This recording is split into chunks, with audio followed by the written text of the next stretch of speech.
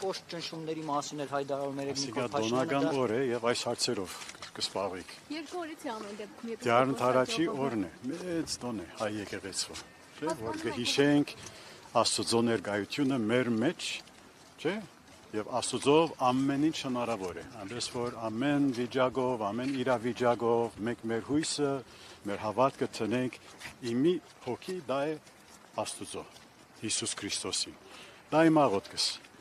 որ ինքը Աստված մի ցևով, որ ես մի գուցե չեմ հասկանում,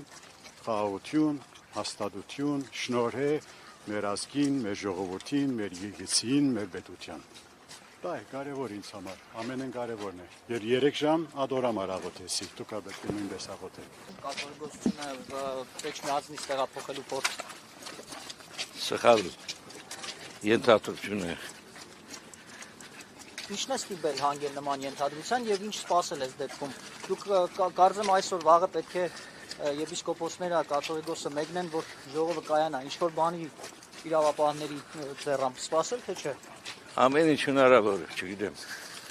Կարծում եք կփորձեն դերման ենթարկել հոգեբանականները։ Կարող է իշխանությունը իրենց ցերկն է։ Իսկ մեզ հոգեբանականներն ինչպես կմասնակցեն ժողովին, գուցե առցանց տարբերակով նման։ Ով որ կարողանա կմասնակցի։